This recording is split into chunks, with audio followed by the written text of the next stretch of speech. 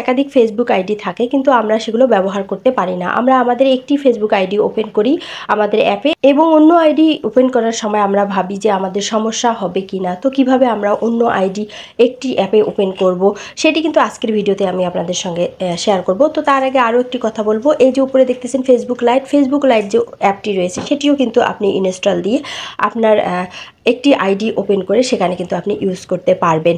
তো দেখুন, এখন যদি আপনি বলেন যে ফেসবুকের যেটি অফিসিয়াল অ্যাপ সেখানেই আমি আমার যে অন্য আইডিগুলো রয়েছে সেগুলো ওপেন করে আমি ইউজ করতে চাই, তো সেক্ষেত্রে কিভাবে ওপেন করবেন। তো দেখুন, সেটি দেখানোর জন্য প্রথমেই আমি আমার যে ফেসবুক আইডিটি আছে সেটি আমি ওপেন করে নিলাম। তো দেখুন, এটি কিন্তু আমার লগ ইন রয়েছে। এ ধরনের কিন্তু আপনাদের একটি আইডি সচরাচর দেখা যাচ্ছে যে লগ ইন করাই থাকে। তো এটিকে কিন্তু প্রথমে আপনাকে লগ আউট করতে হবে। তো তার জন্য দেখুন, আপনার আইডির যে 3 ডট আইকন আছে এই 3 ডট আইকনে আপনি ট্যাপ করবেন। এরপর মেনু পেজটি চলে আসবে। এখানে আপনাকে কিন্তু স্ক্রল করে একদম শেষের দিকে যেতে হবে। তো দেখুন, তার আগে দেখাচ্ছি, এই যে এখানে আপনি যদি কোনো পেজ তৈরি করে থাকেন সেটির লোগো কিন্তু এখানে শো করবে।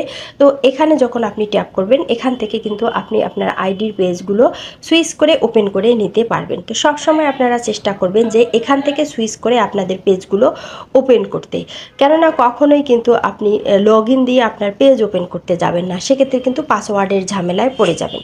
তো দেখুন, স্ক্রল করে আমি একদম নিচে চলে আসলাম। তো নিচে একটু একদম স্ক্রল করে আমি নিচে আসবো। তো দেখুন, এখানে একটি অপশন আছে লগ আউট।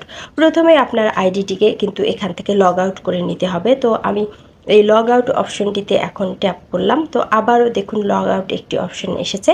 তো আবারও আমি লগ আউটে ট্যাপ করলাম। এখন দেখুন একটু লোড নিয়ে কিন্তু আমার এই আইডিটি লগ আউট হয়ে যাবে। আইডি লগ আউট হওয়ার পর দেখুন, এখানে আমি যতগুলো আমার অন্যান্য আইডি ওপেন করেছি সবগুলো কিন্তু এখানে শো করবে। সেক্ষেত্রে আমি যেটিতে ট্যাপ করব সেটি কিন্তু আমার অটোমেটিক ওপেন হয়ে আসবে। এখন আপনাদের কিন্তু এই অপশনগুলো নাও থাকতে পারে। তো দেখুন, এখানে কিন্তু পেজের লোগো থাকবে। তো কখনোই আপনারা এখান থেকে কিন্তু সরাসরি পেজ ওপেন করতে যাবেন না, যেটি আমি আপনাদের সাবধানতার জন্য বলে দিচ্ছি। তো পরবর্তীতে দেখা যাচ্ছে যে পাসওয়ার্ডের ঝামেলায় কিন্তু পড়ে যাবেন। এখন দেখুন, আপনি যদি আরেকটি আপনার আইডি ওপেন করতে চান সেক্ষেত্রে একটি আপনি অপশন কিন্তু পেয়ে যাবেন লগ আউট হওয়ার পর, সেটি হচ্ছে যে লগ ইনটু অ্যানাদার অ্যাকাউন্ট। হ্যাঁ ফ্রেন্ডস, এই যে অপশনটি লগ ইনটু অ্যানাদার অ্যাকাউন্ট, এই অপশনটিতে আমি যখন ট্যাপ করলাম তখন কিন্তু আপনাদের এ ধরনের একটি ইন্টারফেস চলে আসবে, যেখানে কিন্তু প্রথমেই আপনাকে বলা হবে যে mobile number or email number. আপনি তো অবশ্যই মোবাইল নাম্বার দিয়ে আপনার অ্যাকাউন্টটি খুলেছেন, তাহলে ওই মোবাইল নাম্বারটি আপনাকে এখানে লিখতে হবে। অথবা আপনি যদি ইমেল নাম্বার দিয়ে আপনার আইডিটি খুলে থাকেন সেক্ষেত্রে কিন্তু এখানে আপনার সেই ইমেল নাম্বারটি লিখতে হবে।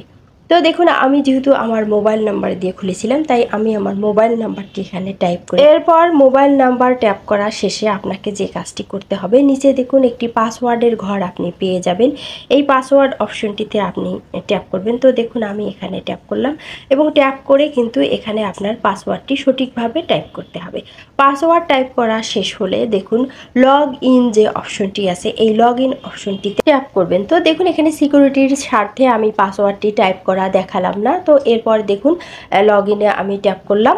তো দেখুন লোড নিয়ে কিন্তু আমার এই আইডিটি চলে আসলো, মানে আমার অন্য একটি আইডি কিন্তু ওপেন হয়ে চলে আসলো। তো এভাবে কিন্তু আপনারা একটির পর একটি আইডি কিন্তু ওপেন করে আপনার ফেসবুক অ্যাপে ইউজ করতে পারবেন। তো যখন এখানে সেভ অপশন আসবে পাসওয়ার্ডের ক্ষেত্রে অবশ্যই সেভ করে দিবেন, তাহলে কিন্তু অটোমেটিক পাসওয়ার্ডটি সেভ হয়ে থাকবে, সেটি কিন্তু আপনাকে আর বারবার টাইপ করতে হবে। এছাড়াও ফেসবুকে যে নতুন একটি আপডেট এসেছে অ্যানাদার প্রোফাইল, আপনারা অনেকেই অ্যানাদার প্রোফাইল তৈরি করে থাকেন, সেটিও কিন্তু আপনারা এভাবে